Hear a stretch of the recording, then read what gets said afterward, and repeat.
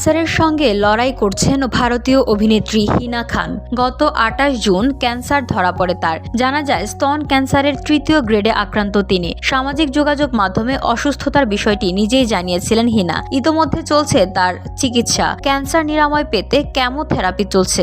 এত কিছুর মাঝেও থেমে নেই তিনি। কখনো হেঁটেছেন মার্জার সরণি ধরে, কখনো আবার ফটোশুটে মেলে ধরেছেন নিজেকে। অভিনেত্রীর এই কঠিন সময়ে সর্বক্ষণ পাশে রয়েছেন তার প্রেমিক রকি জয়সওয়াল। ধুলো, ময়লা ও ক্ষতিকর ধূলিকণা থেকে নিমিষেই মুক্তি দেয় চৌধুরী এয়ার পিউরিফায়ার।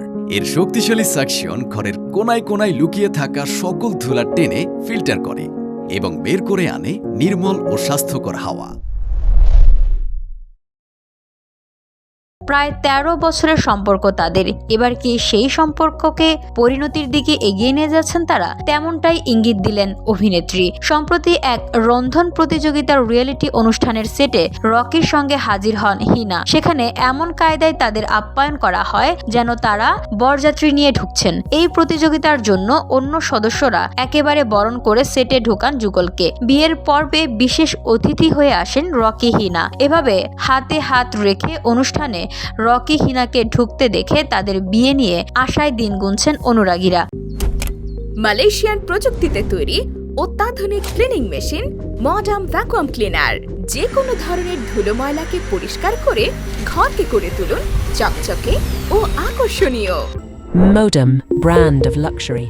২০০৯ সালে ইয়ে রিস্তা কেয়া কোহেল তো হে এর সেটে দেখা যায় রকি হিনার। এই ধারাবাহিকের প্রযোজক ছিলেন রকি। কলকাতার ব্যবসায়ী পরিবারের ছেলে রকির সঙ্গে প্রথম ধারাবাহিকেই মন দেওয়া নেওয়া হয়ে যায় অভিনেত্রীর। তারপর থেকেই একসঙ্গে রয়েছেন তারা। ২০১১ সালে বিগ বসের ঘরে প্রথমবার দেখা যায় রকিকে। তারপর বিভিন্ন জায়গায় একসঙ্গে দেখা গেছে দুজনকে। গত বছর এক সাক্ষাৎকারে বিয়ে প্রসঙ্গে অভিনেত্রী জানান তার কাছে বিয়েটা কেবলই আচার। এই মুহূর্তে ক্যারিয়ারই প্রাধান্য পাচ্ছে দুজনের জীবনে।